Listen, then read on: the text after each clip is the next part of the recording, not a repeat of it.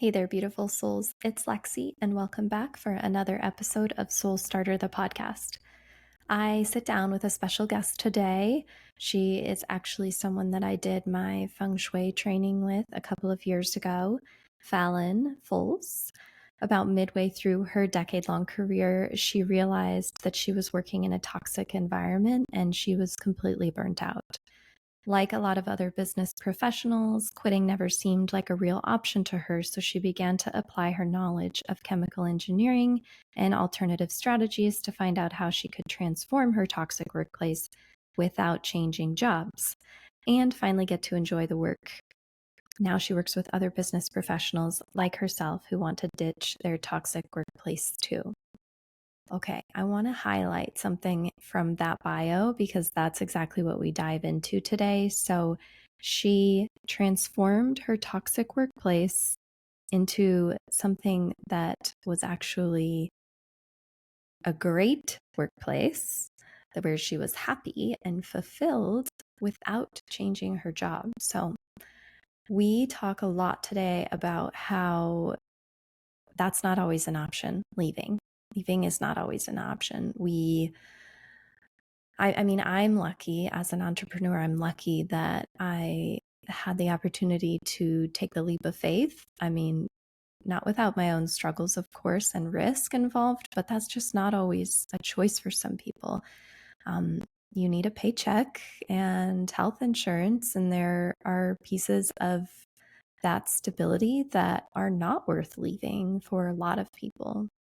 So while Jess and I are both entrepreneurs and we talk about how lovely it is, I also feel like this episode recognizes that that is oftentimes a privilege that isn't available to a lot of people. So Phallyn is amazing because she saw this, right? She recognized this in her own life and in others and decided to change it. She helps other people change their mindset, shift their mindset, shift their perspective, shift even their physical office space using Feng Shui to start bringing positivity back in. She helps people handle their toxic workplaces through these tools like meditation and breath work, and the list goes on as a coach. And she's also launching a beta program here in the next few months where she'll lead groups through this transformation process. So if you at all feel like you are in a toxic workplace or like work is totally draining you, listen in and know that there are options for you. You don't have to leave, and nobody's forcing you to either. Like, you can make the most of the situation you are in. And yeah, without further ado, I mean, I could intro this for a long time because it's just so juicy. So let's just go ahead and get started. Hi, Phallyn. How are you? I'm good. How are you, Lexi? I'm doing so well. It's nice to see your face. Like, we did our feng shui training together. That was like 2 years ago now, I think, isn't that? Yeah, I think it was back in 2021, I think is when we Yeah, did that. Gosh, it feels like yeah. yesterday, but it's 2 years ago I now. know. It feels like Crazy. yesterday, but at the same time, I personally have like gone through so much transformation and change since then. I don't know about you, but a lot Oh, can happen in two absolutely. years. Same. Same. So I'm a Yeah. completely different person from the time we met. It's crazy. That was like our stepping off point, huh? I totally agree with that. And I definitely, in so many ways, like that program was a huge stepping off point for me. And I mean, I've seen for you too. Like, amazing. Yeah. I know. I'm so happy. I mean, if anybody's interested in feng shui training, we did it through the Mindful Design School, and I would highly recommend. But that is not at all what our topic is about today. I mean, we might touch on feng shui a little bit. I feel like you probably offer it in a way in your business, but we're going to dive into toxic workplaces today. Yeah, so I'm really excited about this. So, um, I guess to give you a little bit of background about like why this really came up for me is I actually went through a toxic workplace and I actually still currently work at the same company, which is very different from a lot of people where they feel like they immediately have to leave the toxic workplace in order for you to get out of it. And I think that's one of the biggest misconceptions that people have when they're going through something like that. So I feel like that's a big thing for me is showing people how they can still shift out of being in that toxic environment while still being in the same company or the same job. And so that's really, what I've been working on. That's amazing. And that's really helpful because I know there are a lot of people who maybe are in a toxic workplace, but they are bringing in like the sole income for their family. Or, there's just so many situational things like health insurance, it's so dreamy, this idea of being an entrepreneur, but there is a lot of risk associated with going out on your own. And sometimes you just need to be in the workspace, and maybe that's corporate for now, or everybody's story is different. But I'm curious, like, you stayed at the same place and you're still there, so like, what tell us a little bit about that. Like, what do you do at this place, and how did you recognize that it was toxic? And I'm sure we'll get into tips for changing your perspective and your mindset around it, but let's start a little bit further back at the beginning. Yeah. So I guess to kind of get you in the full picture, um, so I am a chemical engineer by degree, and I started out in process engineering role. And so I was a support function for the place that I work. And it's part of a corporation, it's a big company. And I worked my way up. And to go, I guess, back even further than that, my dad is a CFO. So he is, you know, through my entire life, I've seen him be in that corporate setting and see what the behind the scenes looks like for the executive level. So seeing that growing up and then also working my way within 10 years, I went from being an entry level engineer position all the way working up to where I am today as a manager. And so I have seen all the different levels of what that toxic type of situation can look like, because I feel like, there was one job in specific that I had in about midway through my career where it was a very demanding role. It was, the people were um, cutthroat's not the right word, but it was just very um, competitive. And so that was happening at work. And I also on the side was also still like had a newborn baby. I was newly married. It was kind of the like recipe for disaster for me. And it all came to a head because like my health was failing. I had um, so much, and I say failing, it wasn't failing. It was just like I was having a lot of health issues. Like my thyroid wasn't working anymore. My hair was falling out. I was having like all of these symptoms that were just stress related, but I never really made that connection that they were to the stress issue. Like I thought it was because of something else that was happening. And so I went through that, and it was one of those things where it was such a good job as far as for the benefits and the pay and the possibility for advancement and the fame and the all the things that go with that as you grow in a corporate environment. And so I didn't ever feel like I could leave. It would be if I would have decided at that point to stay home with my kids, then our kid at the time, then I probably, it would have been a very major lifestyle shift for us. And so, because both my husband and I work, and so we had gotten very used to that income. And I'm sure a lot of people can relate to that, where yes, you could quit, but at the same time, like that comes with sacrifices and changes that you have to make in your life that not everybody wants to make. So leaving never felt like an option. And so I realized in that time period in my life that I had to make a change of where I was and how I approached the job that I was in. And so what that looked like for me was not a straight path. It was, let's try this, let's try that. And going through all of the different things that would come up for me. Like I went through a big period of where I learned a lot of yoga. I always had done yoga, but I had never really, um, like I had lost that practice. I did a lot in college, and then kind of work happened and life happened, and kind of went to the wayside. So I did yoga, meditation, breath work. I really focused on cleaning up my eating and focused on adding back in exercise and all of those things. And Feng Shui actually was one of the things that I used as a tool to change my perspective on being in that toxic workplace, because it's one of those things where when you're in that situation, at least for me, it was everything feels like it's coming at you and happening to you.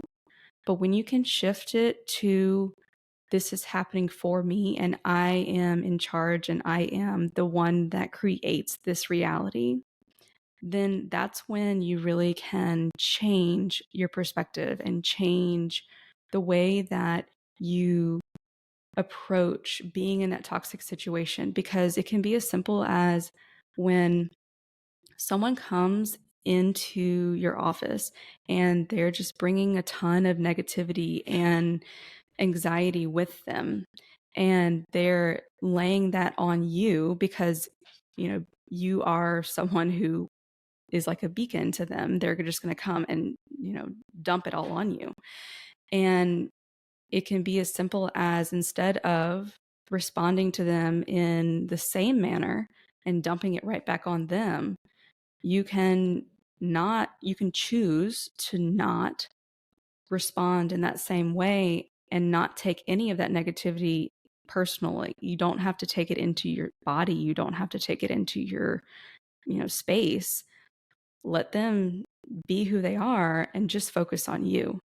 Respond differently, and then eventually they won't ever come to your office because you're no fun anymore. Yeah. So it's stuff like that I've done, and that's what I've went through to really shift how I respond to things, and that has changed everything. That's amazing. I feel like mindset is such a huge piece of it. And that's probably why both of us too attribute a lot of the feng shui school to that, because it's very much about shifting your mindset, right? And before you can Mhm. help others or be like a lighthouse or something for others, you need to work on, changing yourself and your perspective of things. So, this is a perfect example of how you don't actually have to leave your role. You don't have to have the stress of the idea of leaving your role or finding a new job. I mean, I'm sure there are a lot of parameters around that advice, but it's possible to shift so that you can find happiness in your own space.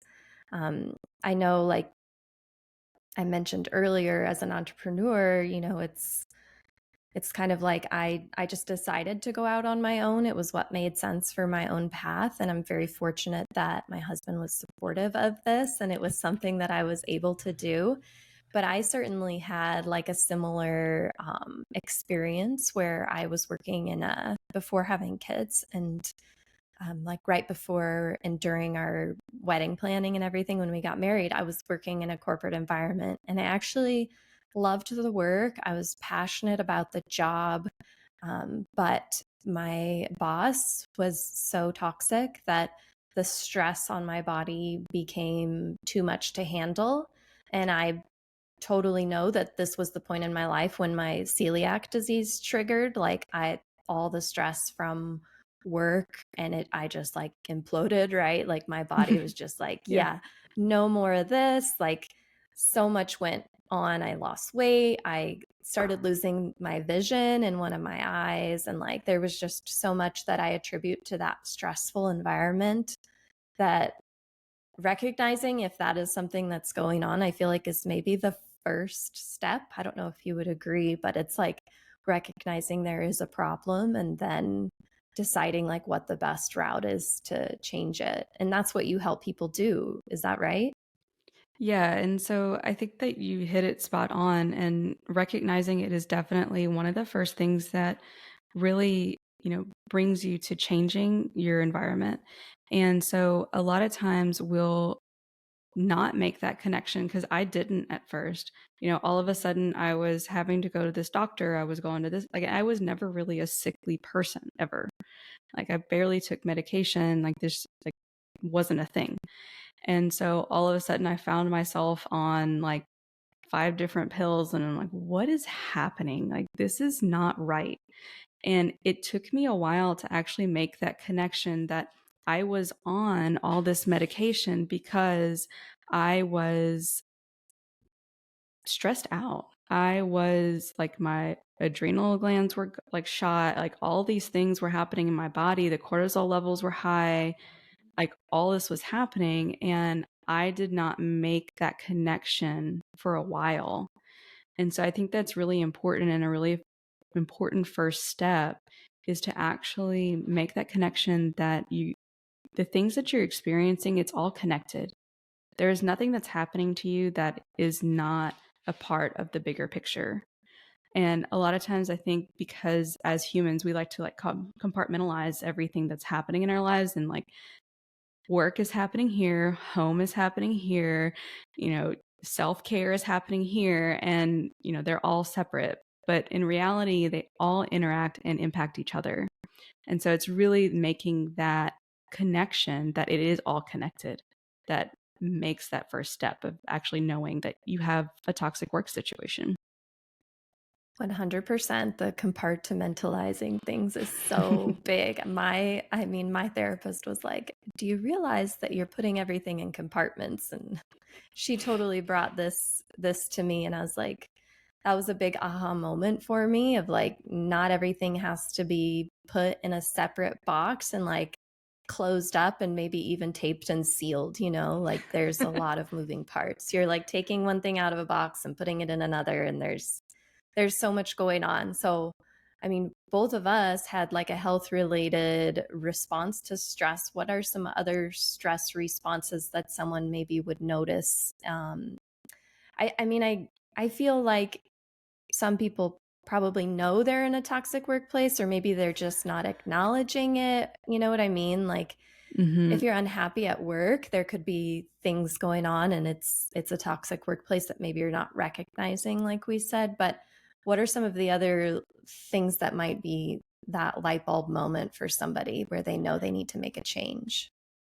Yeah. So I'll get into that in just a second. But when you were talking, it reminded me of just like the normal response that humans have in a stressful situation.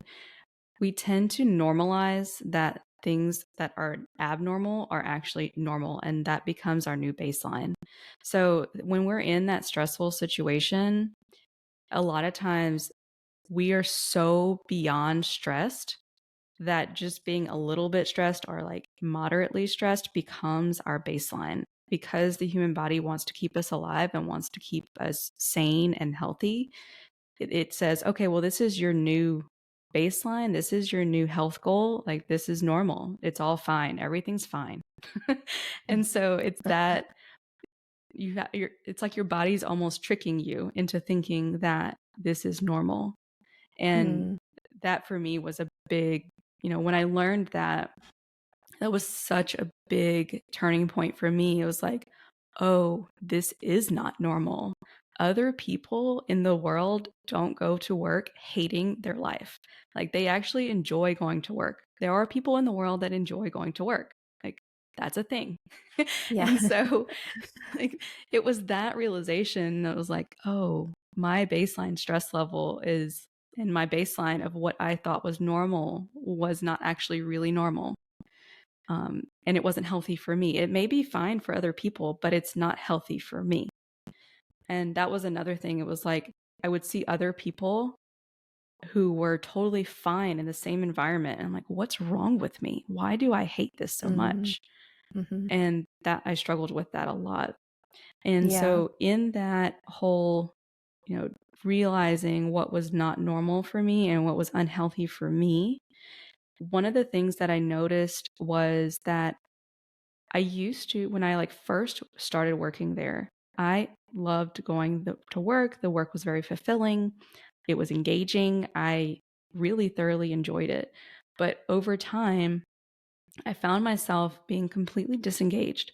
I really didn't enjoy what I was doing anymore. And it was some of the same tasks that I used to really love. I just wasn't interested in doing them anymore. And so that was one of the signs that, you know, if you're in that situation and all of a sudden you're going to work and it's a really slow process. So it's not something that you may notice, but when you reflect on it and really think about, okay, well, I used to really like doing this. What's going on? You know, just kind of having that self dialogue of asking, checking in with yourself, why does this not work for me anymore? Another thing that I noticed was I felt really drained all the time. Like I would go to work. By the time lunch hit, I was done. Like I just was so drained energetically, physically, emotionally, mentally. I was done.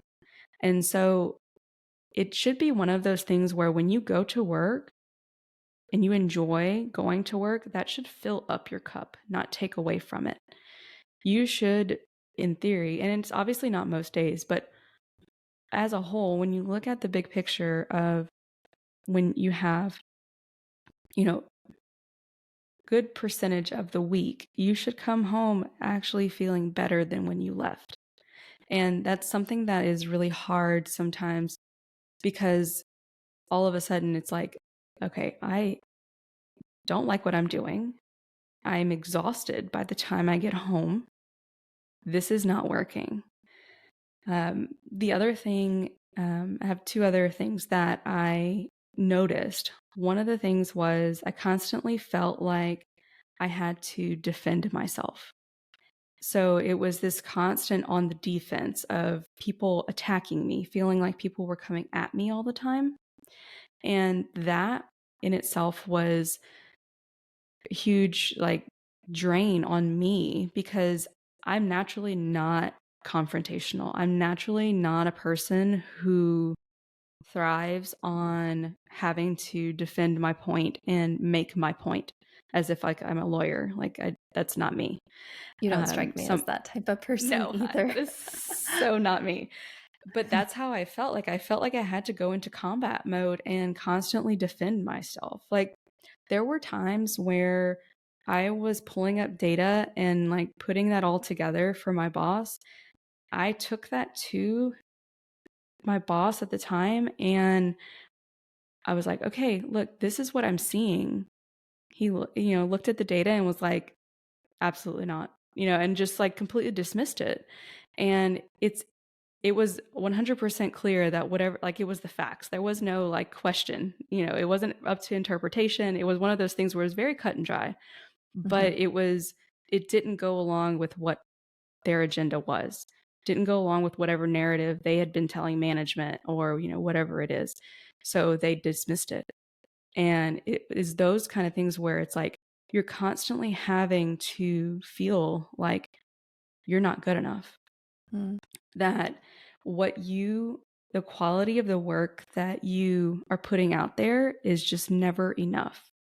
And you feel like you're never enough. A lot of that comes from, and this is, after years of me analyzing it and like working through this, I realized that whenever I was in that situation, I was deriving my worth from other people's opinions. And so it's shifting that into I, yes, here's the data. This is what it says. If you agree with it or not, that has nothing to do with me. That has everything to do with you. And so not allowing other people to tell you what you're worth. You Mm, get to decide that. I So love that. those are yeah. That's a quote right there. Okay, you touched on so much, and I'm like trying to. Okay. So, the first thing that came up for me as you were talking is that, and I've been thinking about this a lot lately, where for some reason we feel like we have to pick a career and stick to it, right? Or like we get this education in something and it's like, well, this is the path that I have to go down. A lot of our parents, like your dad, and mine as well, were like career men, ended up at a Mhm. company, maybe worked their way all the way to the top, or were there for a long time. And I feel like there's a lot of pressure to find our career job or like this place where we have to stay. But it's been on my mind a lot lately because I am a person who like my one of my numbers is a 4, so like the wind, right? This is a Feng Shui Mhm. thing, 9-star key. My like interests tend to shift like pretty frequently, where I've started a lot of different businesses. I feel very much aligned where I'm at right now, but there were so many times in my life where I was shifting my interest and shifting and changing and molding and moving. And it made me think of it when you talked about how when you started in your role, you actually really liked the work, but then somewhere along the way, you lost interest and you thought something was wrong with you, right? I Mhm. I have felt that way too, where it's like, why can't I just find one thing and like just get really good at it? Why do I have to like so many different things? But that's okay. I think it's actually beautiful. And I want to give our listeners and anybody who's like feeling this way permission to change and to let yourself change and to let your interests grow and evolve and to find things that make you happy, and maybe even like dare to go to your boss and ask for like a different type of task or work, or like express how you're feeling and that you want more out of it, or maybe there's more for you in the same workplace, but you've just evolved, and evolving is like what we do. Absolutely. I could not agree with that more. And that's exactly what happened with me. It was like I was evolving, but the role that I was in did not, and it didn't fit me anymore. And I actually, it's funny that you mentioned that because that's actually what I did is I pivoted within the same company. I switched from the job that I was in that really didn't align with me anymore, and I shifted into a role that was less demanding, that had more work-life balance, that had, you know, the time off that I needed in the time of life that I was in with a newborn.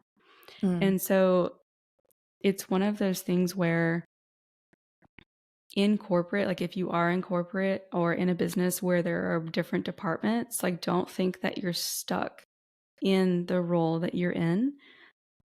Apply for a different role or speak up and ask, hey, I really would like to go job shadow this other person. Can I go and spend like a week or so with them and see, do I like that role? You can try it on. It doesn't have to be this like permanent fix of this is what I want to do. mhm, And so just to allow that to happen, one thing I would say is if you are in that toxic situation, there's something that energetically aligned with you to bring all of that up for you for a reason. And so because like I, I have yeah. seen that happen so many times where people have left the company that I'm working for currently only to come back like 2 years later when they realized that the other workplace that they went to also had the same exact problems. And again, it goes back to you are energetically aligned with whatever that is. And if you don't like actually work through that and clear that out and release whatever pattern that is for you, then you're going to keep repeating it. You're always going to find those work situations and those people that annoy the bejesus out of you and, are very toxic for you. And so it's that type of thing where yes, you can shift roles. And I think that's really important to evolve. But at the same time, if you don't address the energetic reasons as to like why you were put in that situation to begin with, then it'll just keep repeating itself until you learn. You honestly gave me chills when you said that because it's so it truly like we're talking about the workplace now. I'm getting chills, but I think it's huge that it's like there are lessons in this life that we're here to learn, and if we can't address them head on, then we're going to be continued to be presented, with these similar situations and these similar problems, or however you want to label it, until you can move through it. It's like you have to move through it.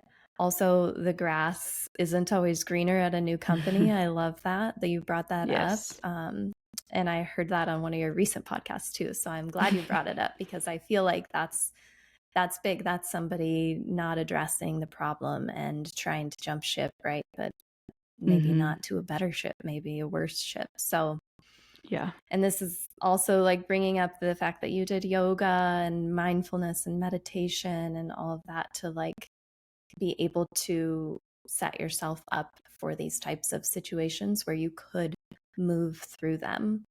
I honestly feel like the inner work is like the most important part for you to be able to address any situation that life is presenting you with. So I'm curious if that's something that you help. Like, is that something you teach? I remember in our Feng Shui class, you led a meditation as like graduation, and Yes. well, like the project, it was so beautiful. So do you offer this? Like, I hope so, because you're so good at it. Well, thank you. And yes, I do. So I offer it as a like two-part thing where it's mindfulness, meditation. I use like EFT tapping and go through those kind of things with you. And then I also have the feng shui side of things because I feel like we have to a lot of times with the inner work, we really don't see the physical like express itself for a while because whatever our reality is now is whatever we were creating before. So when you go and create, change all this inner work, it takes a while for, your 3D reality to actually catch up to what you're doing. And so with the feng shui, that's where that comes in, where it is actually creating your outer environment in a mindful and intentional way so that way it reflects your inner world. And so that kind of gets you like this jump start and allows you to create this intentional space that actually reflects who you are on the inside while you're doing the work to actually move through all of the patterns that you're trying to clear. I love that, obviously, the feng shui piece, but like, so you can do this at a cubicle, at a home office, at a corporate office, like even I'm assuming at in a shared space because you can feng shui your desk. So I don't know if you want to get into that, but we could talk about like just a couple of things that you offer for clients to do so that they are changing their physical reality to reflect that inner reality they're trying to manifest, right? Yeah, I think that's such a big, you know, thing. And one of the things that I always show my clients and give them as something to change in their office space is actually to put a plant between them and the door. And I like to do that, and especially like mother-in-law's tongue or a ZZ plant. Mother-in-law's tongue to me feels very like sharp and like a huge deterrent. So like if you have a lot of people who are very, very negative and you really want to make that like energetic shift of, okay, here's a wall, you're not going to cross that. Like here's a boundary. I would use the mother-in-law's tongue or snake plant. But if you don't really want to put up that wall, because a lot of times when we put up that wall, we are not only blocking the negative things that are coming at us, but we're also blocking the positive, and we're blocking, the good things that could come through the door too. So that's where I like to shift a little bit into the ZZ plant, just because it's got that upward movement of, the chi going up, but it also has this like really nice soft leaf to it and curves to the leaves. And I know this is like super nerdy, but this is, I love this stuff. So, I love this um, stuff too. I don't find it nerdy okay, at perfect. all. And so, like, I love to use the ZZ plant because it's a little bit softer. It allows the people to, you know, a lot of times it's really funny because people will come into your office, have something really super negative or something terrible to say to you, or, whatever it is, whatever bomb they want to drop on you at that moment. And they literally will comment on your plant and forget what they even came to talk to you about. It's crazy. I've seen it I happen love it. so many times. It's crazy. And it's actually like even better. You can also use like fresh flowers too, because that even is even a bigger thing where people are Mm. like, "Oh my God, they're so beautiful. Who got them for you?" And you're like, "Me." And people are like, "What do you mean you got flowers for yourself?" And so it's one of those, like, again, a self-care thing too that you can do with fresh flowers, because that's something Yeah. you have to tend to, and it brings Mm. a lot of really positive energy into your space. Totally. I So, love that. Oh, yeah. I want some fresh flowers on my desk now. I know, it's wonderful. I've been doing it. So we moved into a new office space recently, and the energy in it was very interesting. Um, and Lexi, you'll appreciate this. There's stairs in the middle of the entire building. Like, Mm. that's where they put the stairs. And so, and it's very modern. It's wonderful. Like, on the surface, it looks awesome, but it is energetically a mess. And so I had to do a lot of work in my office to shift that. And that was one of the things that I did, was actually put the fresh flowers on my desk, and it made a huge difference. And so that was, I highly would recommend that if that's something like you want to actively do for a couple of weeks just to bring in.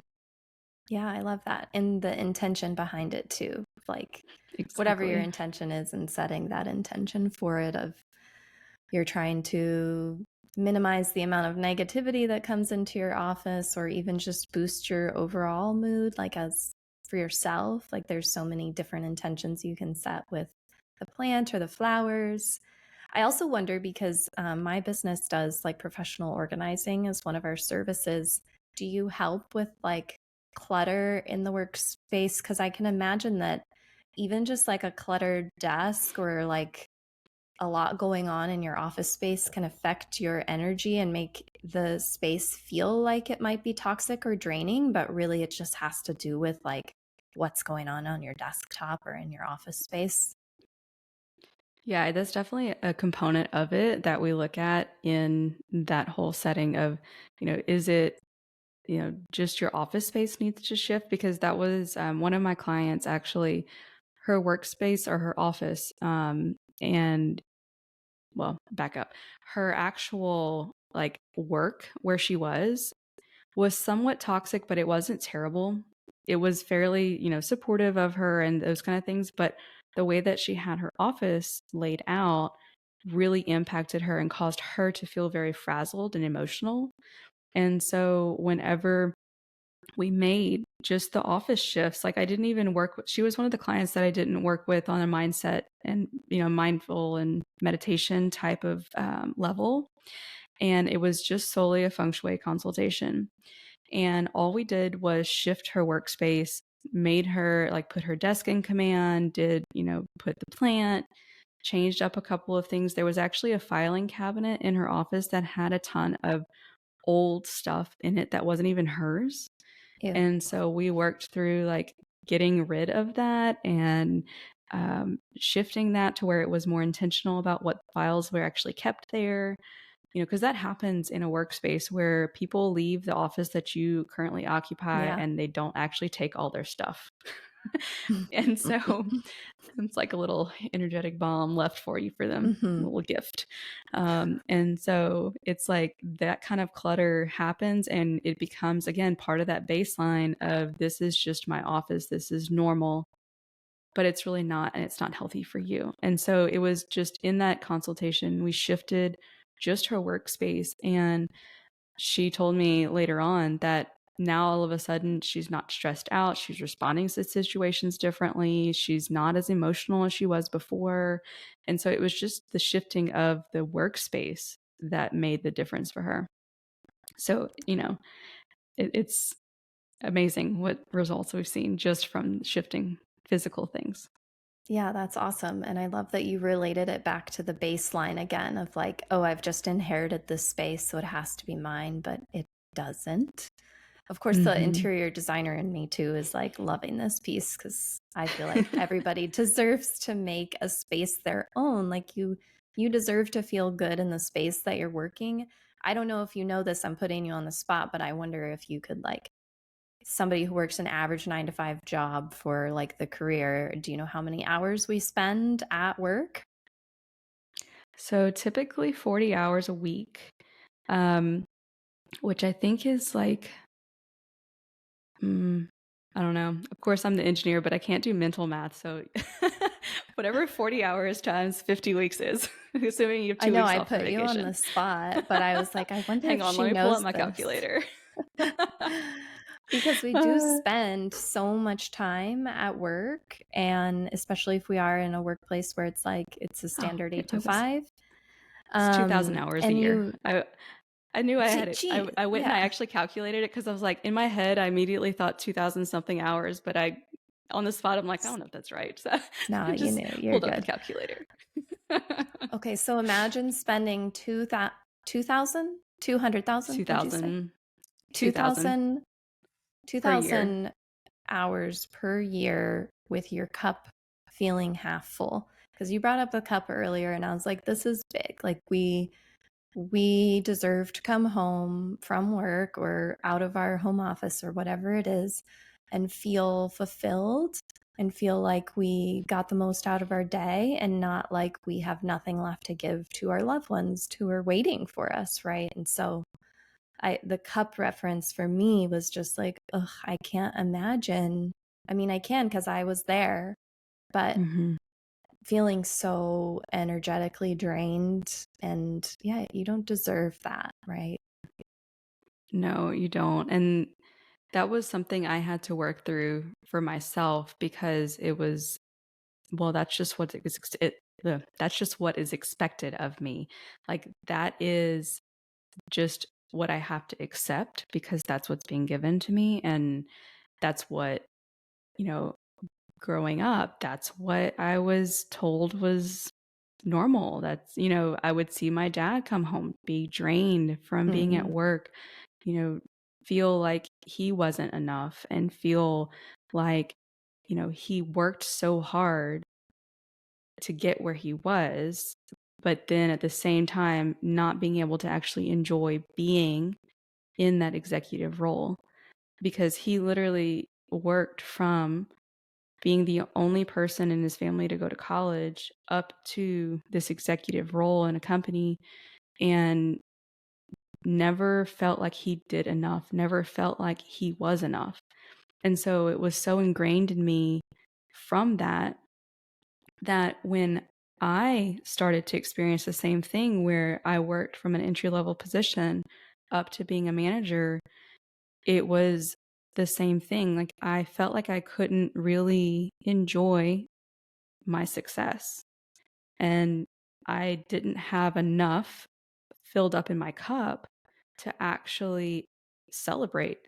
I didn't even know how to celebrate, And so it's yeah. those kind of things that when you focus more on yourself, putting yourself first, being, focusing on the things that make you happy and focusing on the things that really light you up outside of work, that fill up your cup so that when you do go to work, if it's one of those days where your cup gets drained a little bit, it's only a little bit. It's not the full cup that gets drained.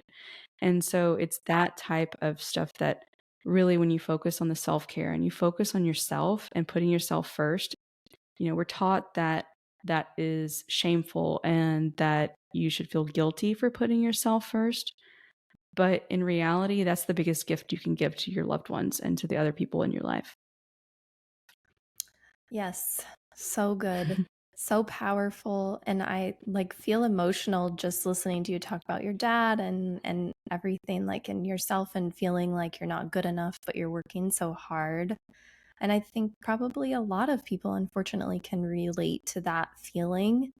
So this is a good segue. Like, tell us a little bit more about your services. You mentioned like it depends on the person, but what does it look like to work with you? Like, how long do you work with somebody? Give us a little bit more there.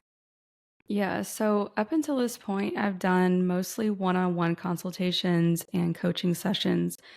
I typically will do a feng shui consultation with the person and do kind of a follow up afterwards. So that's like maybe an hour or two. And then, it takes a while to implement all of the shifts and changes that we talk about. And then also on the mindset thing, we look at probably like a 3-month time frame and work in that capacity together. I really lately have wanted to shift into more of a group coaching type of environment and more of like a pre-recorded on demand type of offering, just because I am still working in my corporate job, and so I don't have Right. the I was time to thinking that. really like dedicate like I would really want to all the people that I want to help. And so I'm about to release Ditch Your Toxic Workplace in 90 days or less as a beta program for anybody who's interested in that. And it's a 3-month program where we would work through shifting your office, learning more about how to shift your workspace yourself, like the fundamentals of feng shui of in an office situation. And then also work on some breath work, mindset shifts, as well as some meditations, EFT tapping, and all of those kind of tools to give you tools to work towards shifting out of that toxic workplace, hopefully without actually leaving your job. Because I don't feel like everyone needs to leave their job to actually change their toxic workplace. That's so big. You don't actually have to leave your job to change your situation. I think probably a lot of times we can get stuck in like or really truly be stuck in like I'm trapped in this space, like I have no choice.